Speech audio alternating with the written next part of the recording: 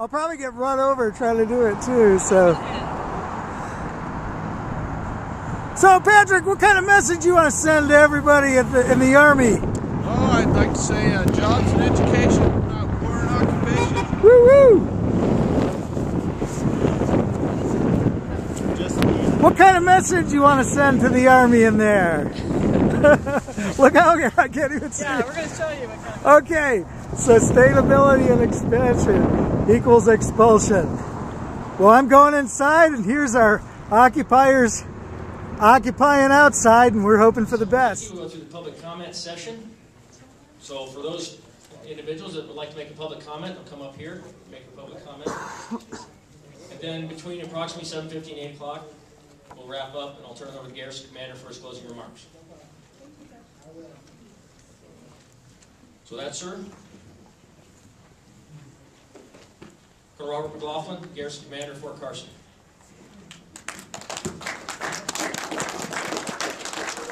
Well, good evening, everybody. Thank you for coming. How many of you is this your first public meeting since we started this week? How many? Just show hands who's first. We did 2 public meetings, one in Trinidad and one in La Junta, and many familiar faces from those 2 meetings. And based on some things that we learned in those meetings, just to make some comments up front. From my perspective and my responsibility as the Garrison Commander, this is a very important process to me in the environmental assessment process, that we get to have a public meeting with you so that we can listen to what you have to say about issues as it relates to the Combat Aviation Brigade. The other thing that's important is this is a beginning of the process. We have published early a draft environmental assessment to get your comments. I think there was a little bit of a misunderstanding the first night that was kind of towards the end. This is the very beginning of the process. It was important to get a document out that certainly isn't perfect based on your feedback. We'll take your comments, and there have been some good comments in the last 2 meetings. And then the public comment period continues. Environment, in addition to all the other operated machinery in these practice sessions, that will damage the environment in a general sense overall.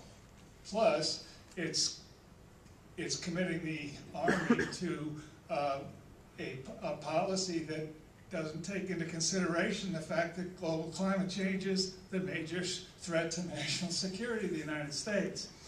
It's taking money from our national budget, which we should be spending to create an economy which would be able to reduce the threat of global climate change and by adding a new military expense, which in fact adds to the possibility of increasing the speed of global climate change.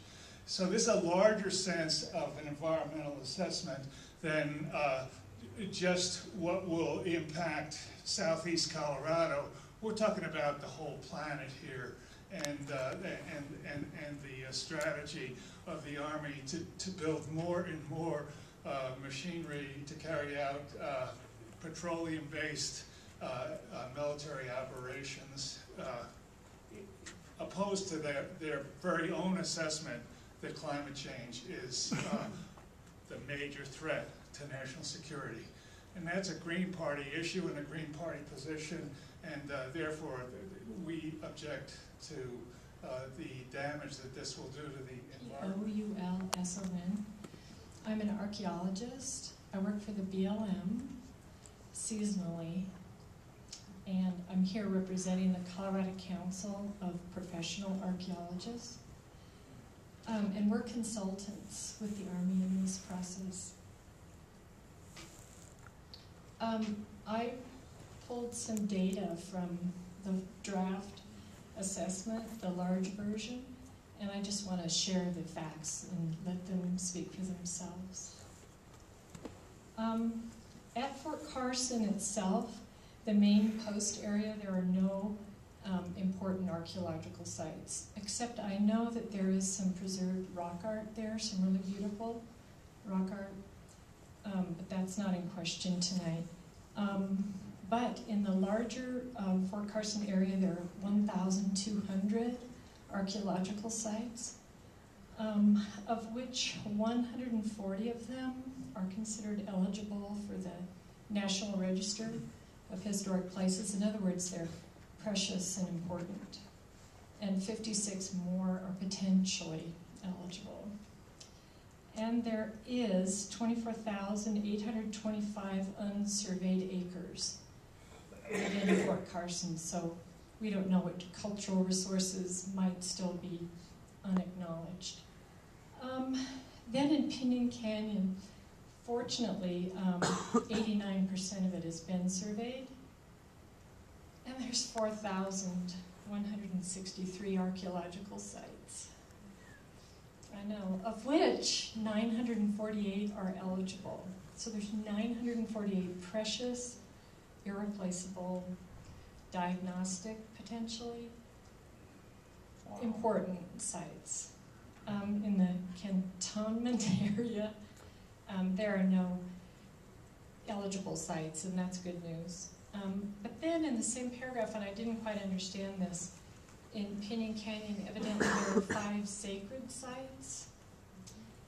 There are 3 TCPs, and I don't know what those are.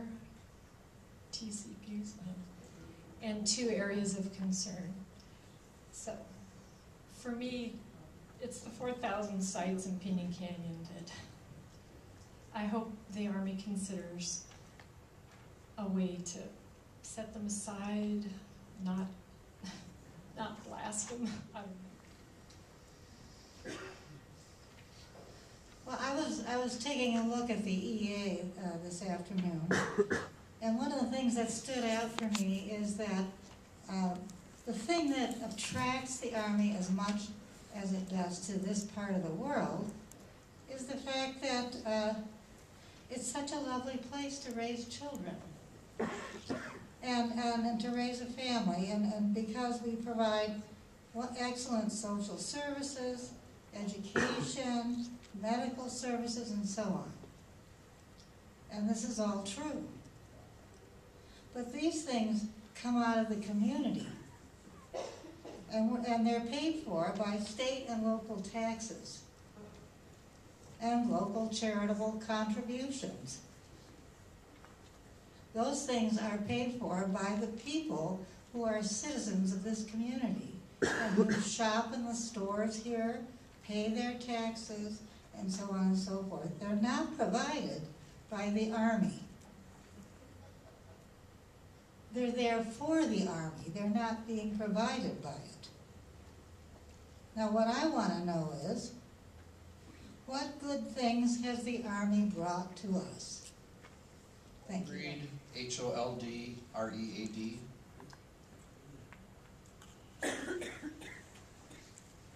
Energy security needs to be one of the first things we think about before we deploy another soldier, before we build another ship or plane, and before we buy another rucksack. Before we fill another rucksack. These are the words of former chairman of the Joint Chiefs of Staff, Michael Mullen. I'm a member of the Pinyon Canyon Expansion Opposition Coalition, which means that I've been attending these kinds of meetings, EAs and EISs, just like this one for about 6 years now. Grow the Army, Stryker Brigade, Transformation, Combat Aviation Brigade. During that time, range managers, commanding generals, garrison commanders, and even entire departments, like the Directorate of Environmental Compliance, have come and gone. But the Army's efforts to expand training at Pinyon Canyon have been relentless. At first we thought that by attending meetings like this, our voices would be heard. and we'd convince the Army to leave us alone. We now understand that Colonel McLaughlin and his successors probably can do no more than just, you know, conform to the process. They can't make promises. They can't make the decisions to leave us alone. They can't do it any more than a civil affairs officer in Afghanistan can promise villagers there that they'll be left to live their lives in peace. So I'm not making my comment tonight to Colonel McLaughlin. I'm trying to speak, I'm hoping that somehow we can speak through this process to those who we've elected to represent us. I'm trying to speak to someone out there, to our senators, to Senator Udall, to Senator Bennett, to Congressman Tipton. In our democracy, things are supposed to be decided not by corporate lobbyists representing the military-industrial complex. They're supposed to be decided by our elected officials.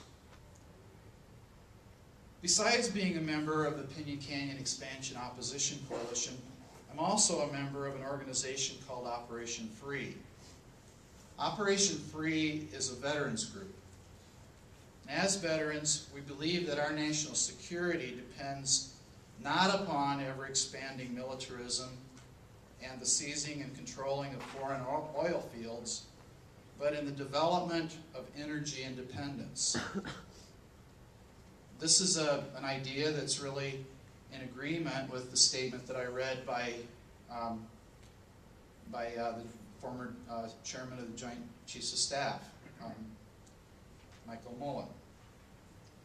As veterans, we believe that the development of wind energy will make future wars less likely and would become the next great economic engine for our national economy, providing jobs for returning veterans. There's a battle going on to determine who will be the first to lay claim to the super-adjacent private and public. There's a battle going on to determine who will prevail in a battle to control private and public airspace from the surface up to 500 feet in southeastern Colorado.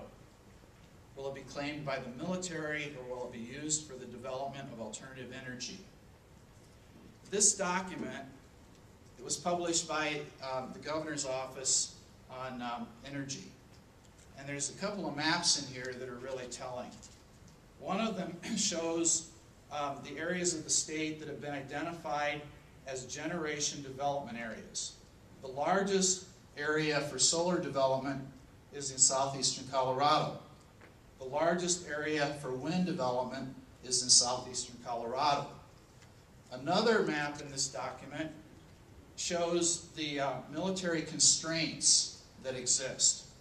And I'm sure you can't see it from where you're sitting, but southeastern Colorado is the greatest concentration of military installations which are regarded as detrimental to this development.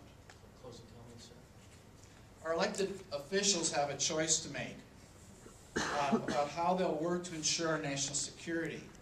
Will they do it by advocating for corporate interests or by advocating for the growth of the military industrial complex, or will they do it by promoting the development of alternative energy in our state?